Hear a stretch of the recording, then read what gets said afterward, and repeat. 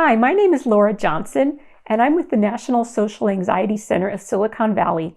I'm also the founder and director of the Cognitive Behavior Therapy Center of Silicon Valley. I've been in the counseling field for 15 years.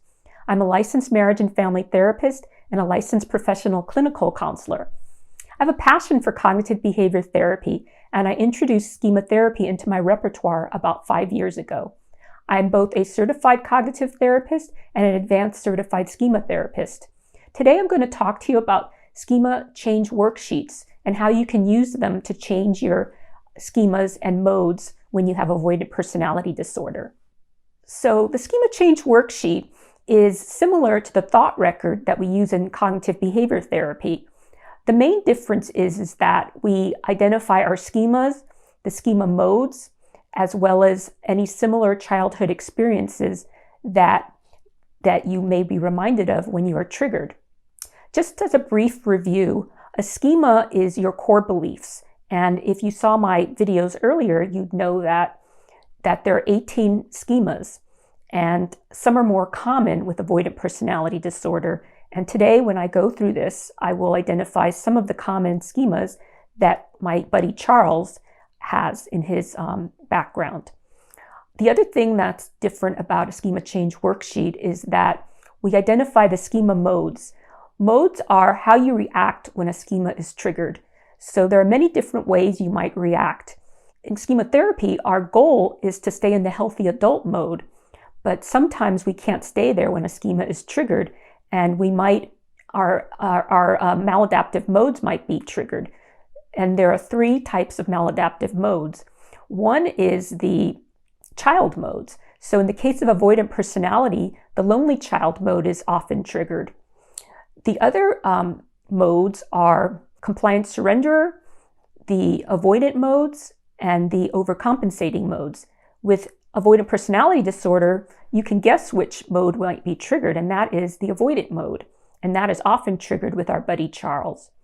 And then the last type of mode that might be triggered are the maladaptive parent modes. And the reason these are called parent modes is because we had a very strict or controlling parent or a very punitive parent. So those are the types of modes you might see. We call them demanding parent and punitive parent. So now I'm going to go through a schema change worksheet using our buddy Charles as an example so that you can get an idea of what it's like. And this is something you can practice at home when you are triggered, and it can guide you through some steps so that you can find a healthier view and a healthier way of responding when your schemas and modes are triggered. Okay, so the first step is we're going to identify the triggers or the situations that set off your reactions. Very similar to the CBT thought record in this step. And in terms of Charles, his typical trigger is it's the weekend, it's Friday, and he's starting to feel lonely because he's thinking about the weekend ahead and realizing that he's got nothing to do and he's not planned anything and he's got no one to spend it with. He loves his coworkers very much, so during the week he's typically not depressed because he's worked with them for 25 years and these are the only people he feels connected to. But then Friday comes and he starts to feel sad, depressed, and lonely. The thoughts he tends to have is, I'm all alone, no one cares about me, I don't have anything to do, I'm going to get depressed, and I don't want to feel this way.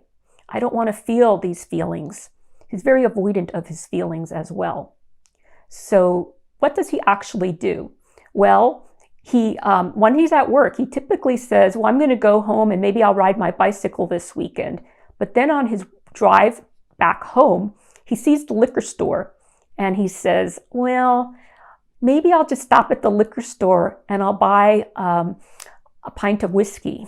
And maybe I can just have one sip and stop at that, even though he knows that's not going to happen. So then he drives over to the liquor store and he buys his pint of whiskey and he brings it home. Then when he gets home, he starts drinking and he drinks to the point of blacking out. And then he spends the rest of the weekend in a blackout, not knowing what's going on. Sometimes he passes out till Sunday and the whole weekend is ruined. He has a terrible hangover and then he has to get ready to go to work. On a good weekend, he's able to get himself ready and get to work on Monday. On a bad weekend, he might have to call in sick, thus jeopardizing his beloved job, and he's not able to see his lovable coworkers that he loves so much. The next thing we want to identify is what are Charles' schemas that are triggered when he gets anxious and lonely. And there are a couple. He has a lot of schemas, and oftentimes you'll find folks with personality disorders tend to have a lot of schemas. And what you want to do is kind of identify what are the primary schemas that are getting in the way. And in Charles' case, when he's triggered as to the idea of spending the weekend by himself and how lonely he feels, the social isolation schema is triggered. Social isolation is that feeling of being different from other people and not fitting in. The other schema that tends to get triggered for Charles is defectiveness. Defectiveness is the feeling of unworthiness and that you're inherently flawed, and that if people only get to know you, they will know that. So those are two of the schemas that are triggered. There might be some others, but it's a schema change worksheet. We try to really just focus on the primary ones that we want to work with. The other thing that we want to identify with the schema change worksheet is what mode do you go into when your schemas are triggered. Remember that modes are behaviors that you do and how you respond and react when a schema is triggered. In Charles' case, he goes into lonely child. So the lonely child is when you imagine yourself as a 5, 6, 7, 8-year-old, and you remember those terrible feelings of being alone and your parents weren't able to soothe you, and you didn't learn that then as an adult, and the lonely child part of you is still alive in there. And so part of our work with Charles is going to be teaching him how to talk to his lonely child in a validating, helpful way, and teaching him how to self-soothe so he can tolerate his feelings of loneliness. The other mode that gets triggered with people with avoidant personality disorder is what we call the avoidant mode. And that is what it's described as, avoidance. So Charles' natural reaction when he's triggered is to avoid going out with people, to avoid asking people to do anything with him. It's to avoid feeling his emotions. And it's really just to be alone. And that's why he has the need to black out, because he doesn't want to feel any of these feelings. So there's another avoidant mode called the detached self-soother.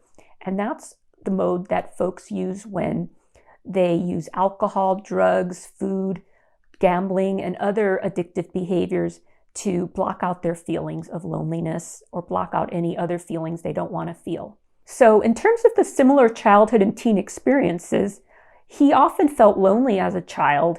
He was a loner. He didn't have anyone to spend time with. His parents didn't pay attention to him. They didn't meet his needs for connection, safety, and stability, and love.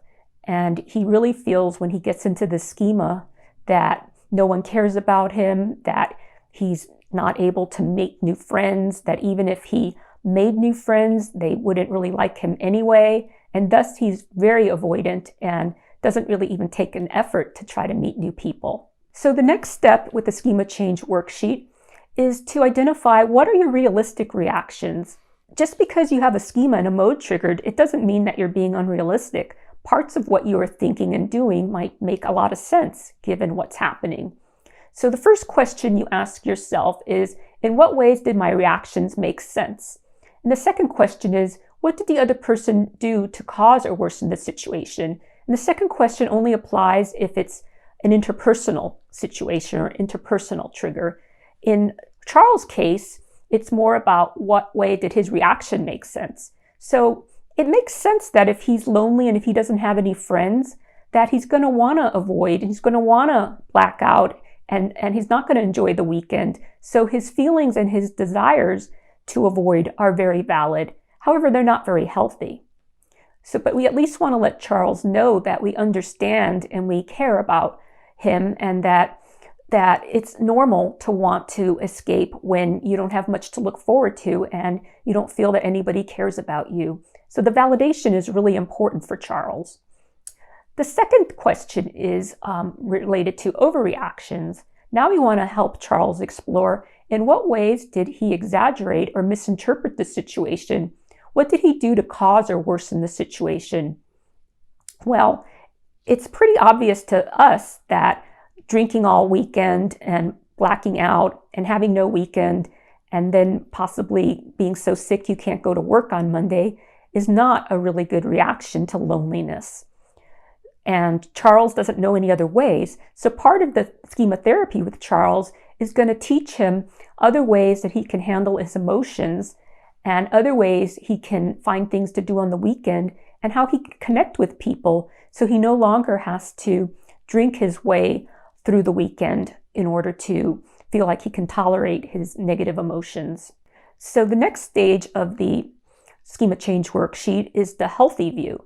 And the two questions you want to answer here are, what would be a healthier way to view this situation? What could I remind myself of in the future?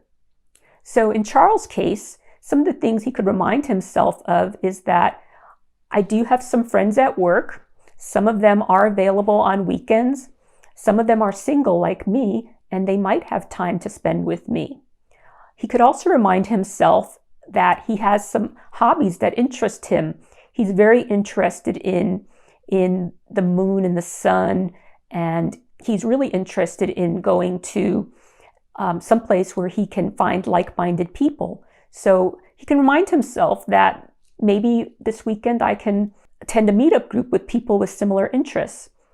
Another thing he might want to remind himself of is that he likes bike riding and he wants to buy a new bicycle. So maybe that's something that will take up his time. Maybe he can go to the bicycle shop and pick out a new bicycle and then join a biking club. The next part of the schema change worksheet includes what's a healthier behavior. We kind of already mentioned them when we were going through the healthier view. However, let me just recap. So some of the healthier behaviors he could engage in would be asking people to do something with him on the weekend.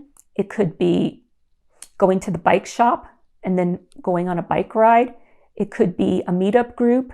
So there's things he can do. However, due to his avoidance, there's a lot of schema therapy work we'd need to do before he'd have the courage to actually stop avoiding and do some of these behaviors. So it's just not as easy as filling out a worksheet and then you'll do it. But the worksheet can provide guidance as to what are some of the things you need to learn to work on. What are some of the emotions you need to learn to tolerate and accept? And how can you have a healthier view while you're doing this? So that's the schema change worksheet in a nutshell. I hope this was helpful for you. If you'd like to work with somebody on schema therapy, I would like to suggest that you contact or look up online the schematherapysociety.org. And that's where you can find certified schema therapists who are up to date on all the schemas and modes and all the various interventions that can help you to make yourself a better life.